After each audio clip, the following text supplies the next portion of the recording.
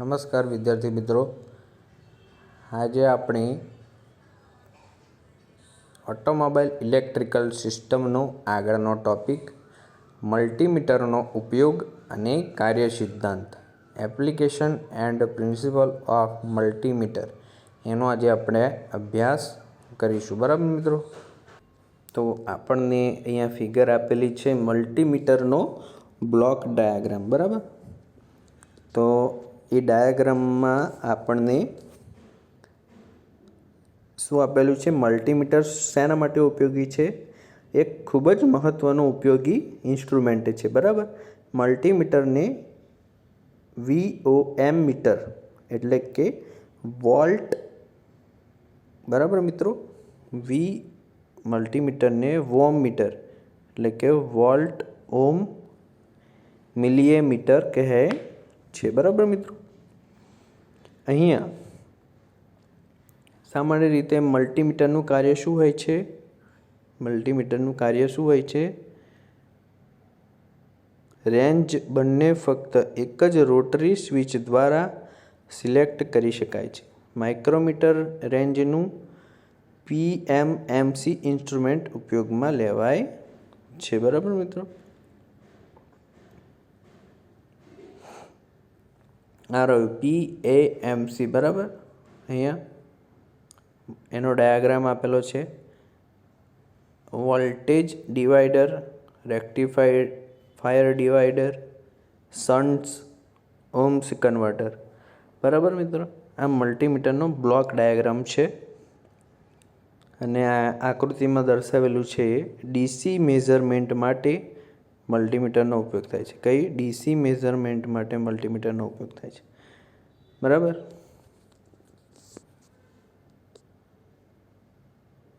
અને આ જે શન્ટ આપેલું છે, શન્ટ અહીંયા એ શું કરે? એ કરંટ માપવા માટે શન્ટ કાર્યરત કરાય છે. બરાબર મિત્રો,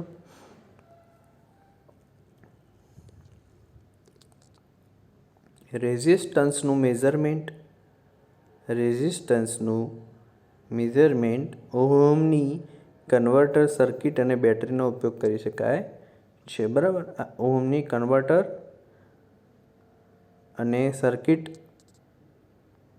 અને બેટરીનો ઉપયોગ કરીને રેઝિસ્ટન્સનું મેઝરમેન્ટ કરવામાં આવે છે. બરાબર મિત્રો, આનો મલ્ટીમીટરનો ઉપયોગ શું છે? તો DC વોલ્ટેજ માપવા, DC કરંટ માપવા, રેઝિસ્ટન્સ માપવા, રેક્ટિફાઈડ વોલ્ટેજ માપવા. બરાબર, DC વોલ્ટેજ માપવા, DC કરંટ માપવા, DC રેઝિસ્ટન્સ માપવા, AC રેક્ટિફાઈ વોલ્ટેજ માપવા, સર્કિટની કમ્યુનિટી છે કે કેમ તેમ શોધી કાઢવા માટે પણ મલ્ટીમીટરનો વપરાશ થાય છે. બરાબર મિત્રો, હવે આપણો આગળનો ટોપિક મલ્ટીમીટરના બ્લોક ડાયાગ્રામમાં શું શું હોય છે? યાદ રાખજો મિત્રો. વોલ્ટેજ ડિવાઈડર, રેક્ટિફાયર ડિવિડર, બરાબર, શન્ટ, ઓહ્મ્સ કન્વર્ટર એ PMMC ટાઈપના ઇન્સ્ટ્રુમેન્ટ સાથે જોઈન્ટ કરેલું હોય છે. બરાબર મિત્રો, DC voltage, AC voltage, DC, બરાબર, એનું આ રીતે જોડાણ કરેલું હોય છે. બરાબર મિત્રો, હવે નેક્સ્ટ છે ટોપિક આપણો મેગ્નેટિઝમનો અર્થ અને મેગ્નેટિઝમનો પ્રથમ નિયમ. The meaning of magnetism and first law of magnetism.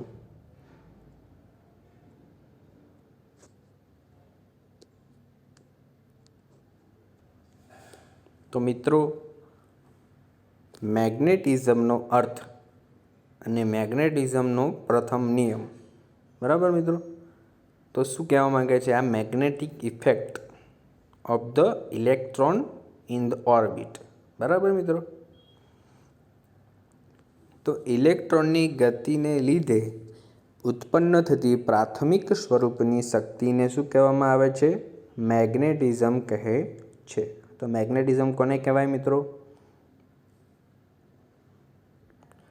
ઇલેક્ટ્રોનની ગતિને લીધે ઉત્પન્ન થતી પ્રાથમિક સ્વરૂપની શક્તિને શું કહેવાય? મેગ્નેટિઝમ કહેવાય. ઇલેક્ટ્રોનની જે ગતિ થાય છે એના લીધે જે પ્રાઇમરી જે શક્તિ ઉત્પન્ન થાય છે એને મેગ્નેટિઝમ કહેવામાં આવે છે. તો ન્યુક્લિયસની આસપાસ શું હોય છે? ઇલેક્ટ્રોન હોય છે. બરાબર મિત્રો, આ ન્યુક્લિયસ છે એની આજુબાજુ ઇલેક્ટ્રોન હોય. બરાબર. આમ તો આ ઇલેક્ટ્રોન જે ફરતા હોય છે એના લીધે શું થાય છે? એના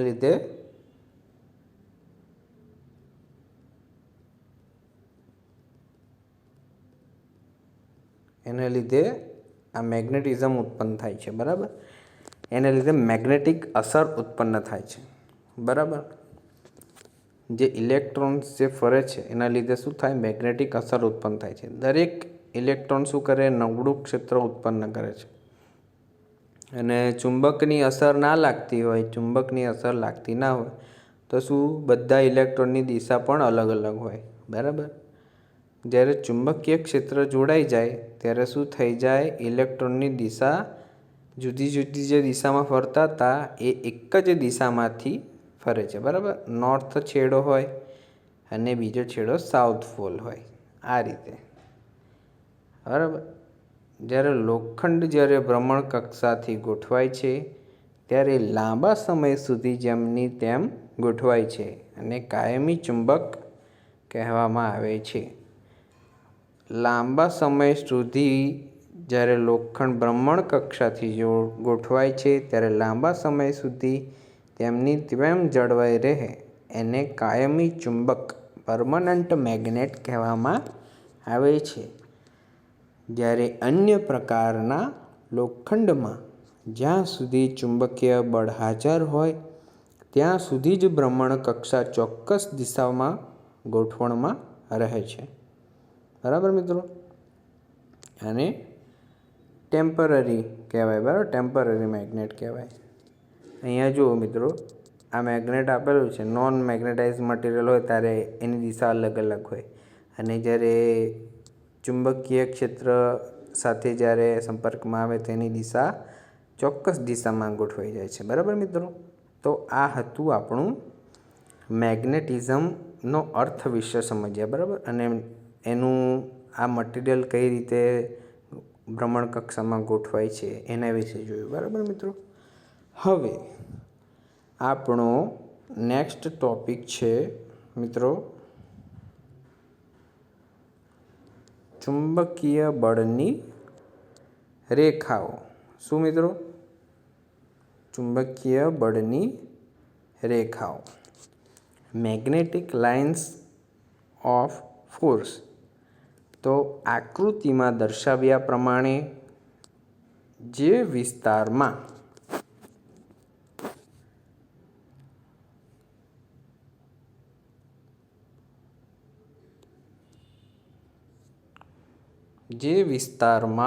ચુંબકીય બળની રેખાઓ હોય. બરાબર. જે વિસ્તારમાં ચુંબકીય બળની રેખાઓ હોય અને ચુંબકીય અસર જાણી શકાતું હોય એવા વિસ્તારને ચુંબકીય ક્ષેત્ર કહે છે. બરાબર.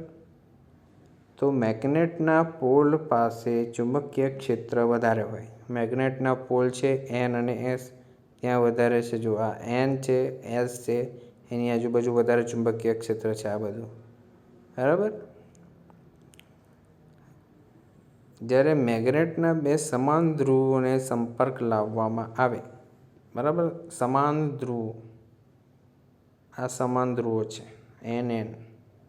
ત્યારે બંને વચ્ચે શું થાય છે? અપાકર્ષણ થાય છે. અપાકર્ષણ થાય છે.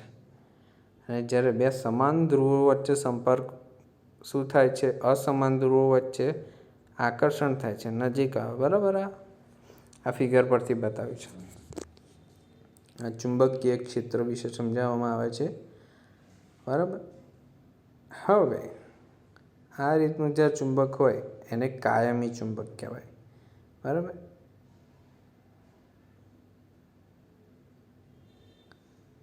આ બેઝિક જ હતું. બરાબર મિત્રો. હવે નેક્સ્ટ આપણે છે ટોપિક ડેફિનેશન્સ. બરાબર. તો પ્રથમ આપણી વ્યાખ્યા છે ચુંબકત્વ, મેગ્નેટિઝમ. તો ચુંબકના અસમાન ધ્રુવોને આકર્ષવાના અને સમાન ધ્રુવોને અપાકર્ષવાના ગુણધર્મને ચુંબકત્વ કહેવામાં આવે છે. ચુંબકના અસમાન ધ્રુવોને આકર્ષવાના અને સમાન ધ્રુવોના અપાકર્ષવાના ગુણધર્મને ચુંબકત્વ કહેવામાં આવે છે. બરાબર મિત્રો.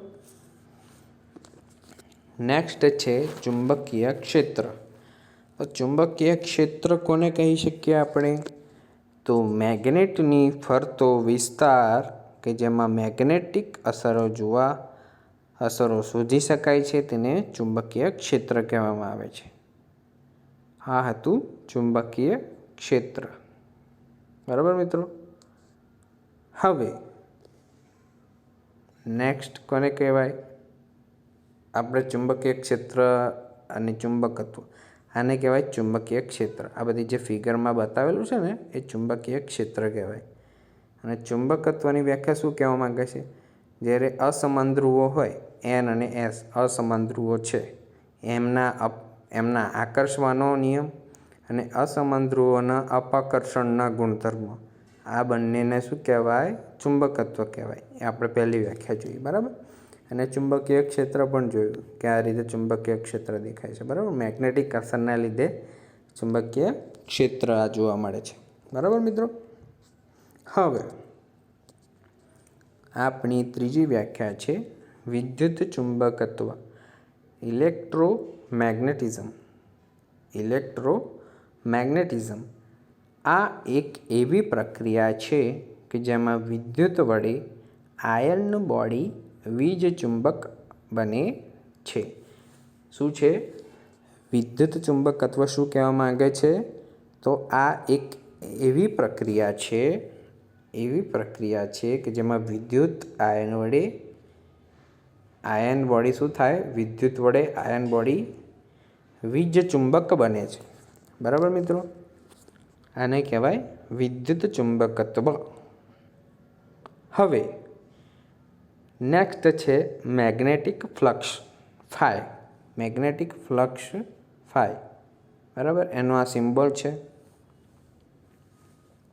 તો ચુંબકીય ક્ષેત્રની રેખાઓ જે નોર્થ પોલમાંથી બહાર ફ્લો થાય છે તેને મેગ્નેટિક ફ્લક્સ કહેવામાં આવે છે. તેનો એકમ વેબર છે. આપણે આકૃતિ પરથી જોઈએ મિત્રો.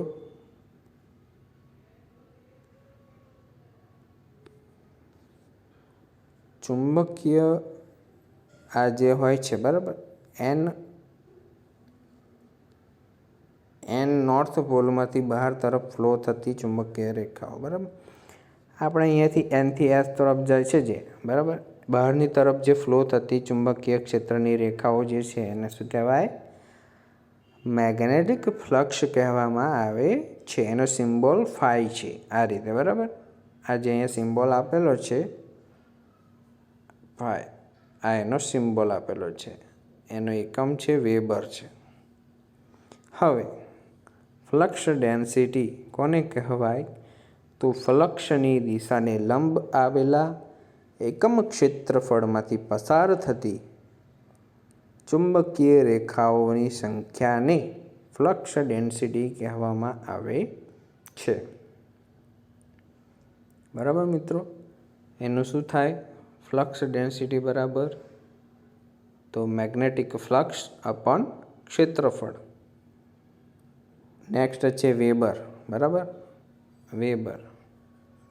તો વેબર બરાબર શું થાય? મેગ્નેટિક ફ્લક્સનો મોટો યુનિટ છે. વેબર બરાબર 1 × 10⁶ લાઇન્સ. જે લાઈન આપેલી હોય છે ને 10⁶ લાઈન થવી જોઈએ. આ બધી લાઈનો, આમાં જે લાઈનો જે બતાવેલી હોય છે ને, આ જે બધી લાઈનો, બરાબર, આમાં પણ એ રીતે આમાં બધી લાઈનો જે હોય છે એટલી બધી 1 × 10⁶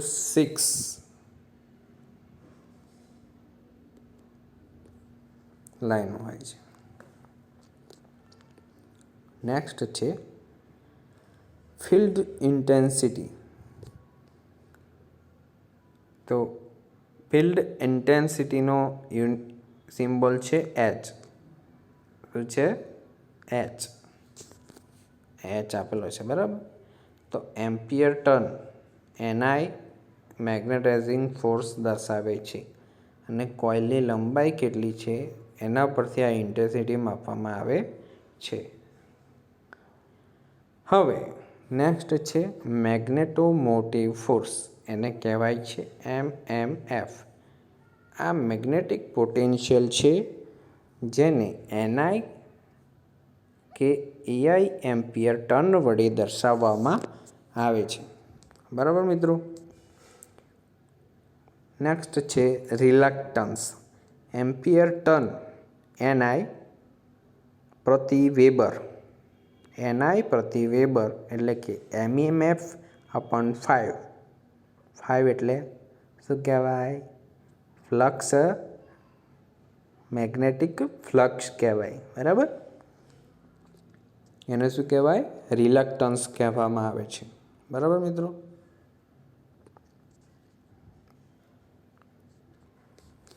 આપણી નેક્સ્ટ વ્યાખ્યા છે પરમિએબિલિટી, બરાબર. મ્યુ આયન કોરના લીધે જે ઘટકને લીધે કોઇલની મેગ્નેટિક બળની રેખાઓમાં વધારો થાય છે એને પરમિએબિલિટી ઘટક કહે છે. પરમિએબિલિટી એ શું છે? ફ્લક્સ ડેન્સિટી બી અને ફિલ્ડ ઇન્ટેન્સિટી એચનો ગુણોત્તર છે. તેની સંજ્ઞા મ્યુ છે, બરાબર મિત્રો. પરમિએબિલિટી શું છે? મ્યુ બરાબર બી અપોન એચ. બી શું હતું?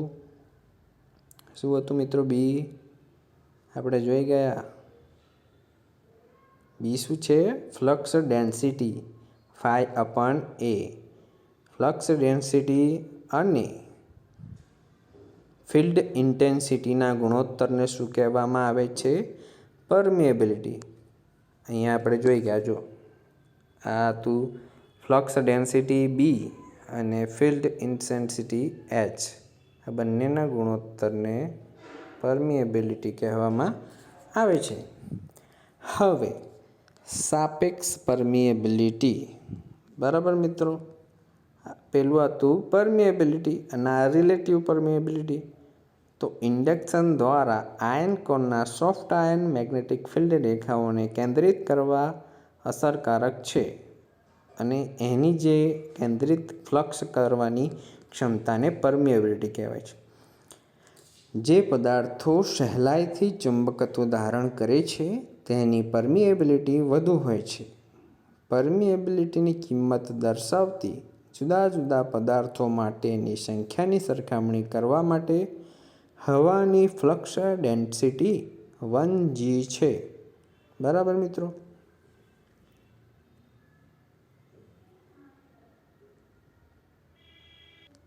હવે નેક્સ્ટ છે સેલ્ફ ઇન્ડક્ટન્સ. તો સેલ્ફ ઇન્ડક્ટન્સ કોને કહેવાય? પોતાના વોલ્ટેજ ઇન્ડ્યુસ કરવાની કંડક્ટર એટલે કે વાહકની ક્ષમતાને સેલ્ફ ઇન્ડક્ટન્સ અથવા ફક્ત ઇન્ડક્ટન્સ કહેવામાં આવે છે, જેનો યુનિટ હેનરી, બરાબર, અને તેની સંજ્ઞા એલ છે, બરાબર મિત્રો. હવે નેક્સ્ટ છે આપણું પરસ્પર પ્રેરણ, મ્યુચ્યુઅલ ઇન્ડક્ટન્સ. શું યાદ રાખવાનું? Mutual inductance. જ્યારે વોલ્ટેજ કોઇલ L2માં, આ L2 કોઇલ છે, ફિગરમાં જોજો મિત્રો. આ L2 કોઇલ છે અને આ L1 કોઇલ છે. તો L2 કોઇલમાં ઉત્પન્ન જે કરંટ થાય છે તેના લીધે જે મેગ્નેટિક ફિલ્ડની કોઇલ L1માં જે વોલ્ટેજ ઉત્પન્ન થાય છે ત્યારે કોઇલ L1 અને L2ને પરસ્પર છે, બરાબર. કારણ કે એમાં વહેતો વીજ પ્રવાહ બીજી કોઇલમાં વીજ દબાણ ઉત્પન્ન કરે છે. એની સંજ્ઞા Lm છે, બરાબર. એમાં આપણને સેલ્ફ ઇન્ડક્ટન્સ અને મ્યુચ્યુઅલ ઇન્ડક્ટન્સ દર્શાવેલ છે. તો મિત્રો આજના લેક્ચર આપણે અહીં સુધી રાખીએ. હવે આગળના નેક્સ્ટ વિડીયો લેક્ચરમાં આપણે આગળના ટોપિક્સ વિશે અભ્યાસ કરીશું. તો આપણે આજે જે ચાલ્યું છે તેનો આપ સૌ રિવિઝન કરતા રહેજો, અભ્યાસ કરતા રહેજો. ધન્યવાદ મિત્રો.